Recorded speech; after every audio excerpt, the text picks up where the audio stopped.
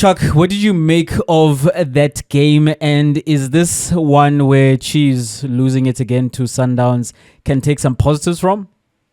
I think you can, because of that run, right? Because in that run of teams getting 4, there's Pirates in there, which is the second best team in the league, and you think to yourself, if they got hands, chances are Chiefs, especially because Chiefs has gotten 4 before. So you thought to yourself it might happen again, especially because they got 4 not too long ago from SuperSport United, who aren't necessarily high flying. So when you look at them against Sundowns, you think to yourself, 1-0 will be fine, a draw would be great, a win would be improbable, but would be fantastic, right? So I think on the back of that idea, the result was okay. You can draw positives from that.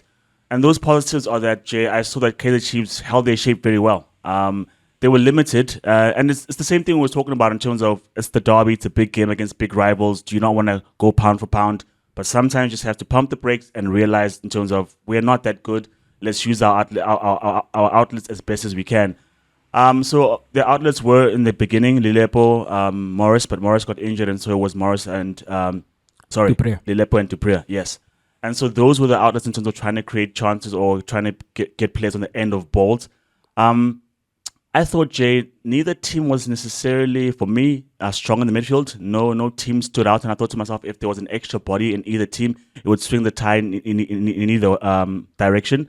But generally speaking, Jay, Sundowns were, I won't say vulnerable because they were in the ascendancy, right? But where you could hurt them was down the wings because their wing backs were just bombing down all the time. Like Kutiwan was there all the time. Is it Mdao? Yeah, Mdao was there as well.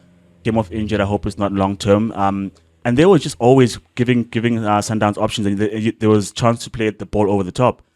Chiefs didn't quite do that, and I know why, because they wanted to be a bit more pragmatic. What they certainly did not do, and I don't know if they will ever do this ever again, is build up from the back. And it was a bit more worrying because you ask yourself, if you guys have possession, you're not going to build up from the back. How are you going to get passes together to actually try hurt Sundowns? Because if you're going to play 1-2 and try over the top, it's not going to work. I mean, kudos to Khoza. I thought to myself, Suarez Khoza, in a game like this, it's a bit of pressure, right? But they handled it quite well, I think, in terms of subduing the attackers.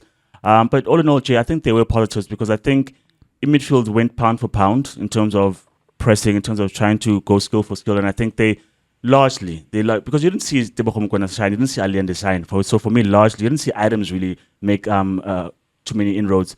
So largely, I think they are positives for Kaizer Chiefs. So the score is not good, right? As a coach said, don't panic. But you wanted to have at least 1 point to 3 points, but there are some positives.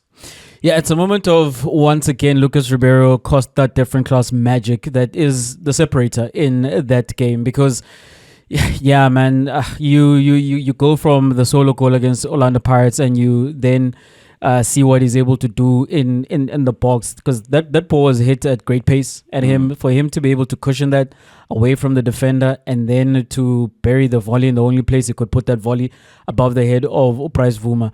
You look at that and you think to yourself that the other team doesn't have that. No other team in the country has that, and sometimes that is the difference, right? Because in terms of Sundowns, we've seen how they play now. They want to play that ball over the top behind the defensive line. I thought playing Ed Lucas, Masterpieces, Moripo was actually a handicap in trying to play that way because the pitch dimensions are smaller. When you are playing at an FNB or even at a Loftus, there's more space to play behind that defensive line. So it didn't quite come off. They tried it like a bunch of times, but even with the goal, right, in that moment, like so many things worked brilliantly. In terms of Tiwani, he invites the press from the right back of Rosla, which then there's Ushalile who pulls wide, and those two actions bring Miguel out of his centre back position, and there's that gaping hole which then is filled by Ureina's and then the cross and the goal. But largely, Chuck, Sundowns didn't create all that many chances, you know. Yeah. And the thing about them playing this way, this Mamelodi Sundowns, is that when it comes off, right, it's bombs over Baghdad. That it's an avalanche of chances that they create, and your goal is under siege for the entirety of the game.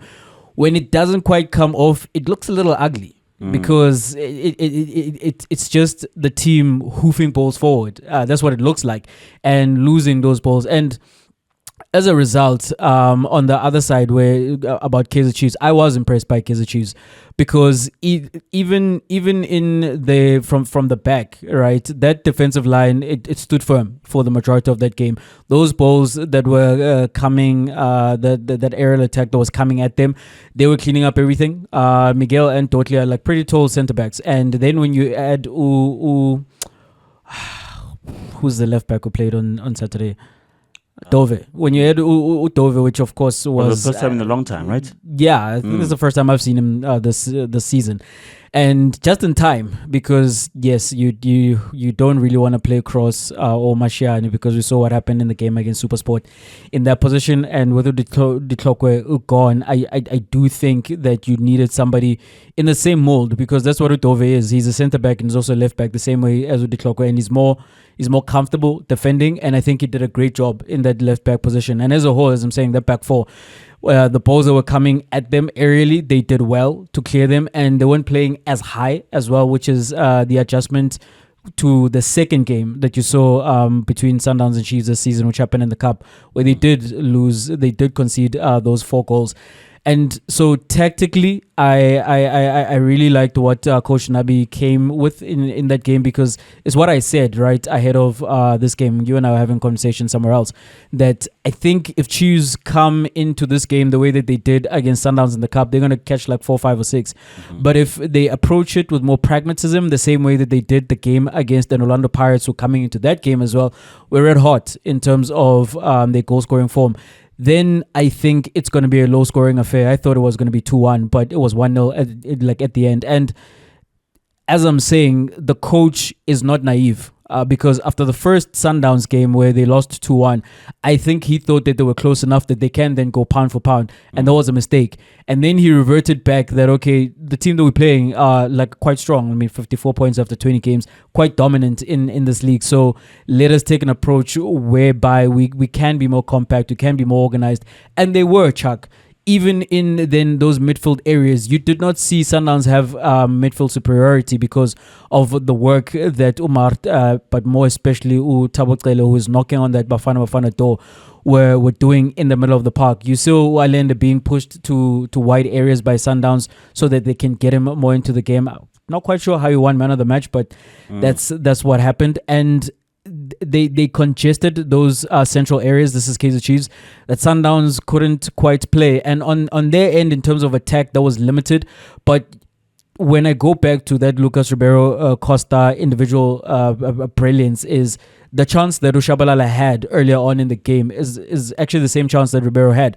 But Ushabalala did not recognize that maybe he could have taken a touch and then swung at goal. He went for the first time shot, which unfortunately went over the bar for Kaizer Chiefs. And then there was another chance, top of my head, I think about where Dupre. He's one of the best runners in the PSL in terms of running beyond the defenders, where he got in between those two centre backs.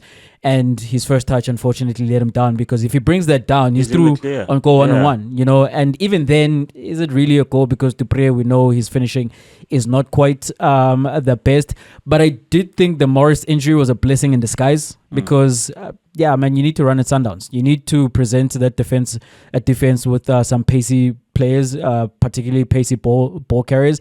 Lilepo gave Utiwani trouble in that first half. Also, then you're asking Suarez to come and cover for his fullback because, as you say, Tiwani is advanced. The same thing on the other side. The fullback is advanced, so you are pulling those centre backs out of those central areas to go defend in wide areas, and they don't quite like that. And if you then have pacey players, you can hurt Sundowns. That's exactly what happened against this Cocoon.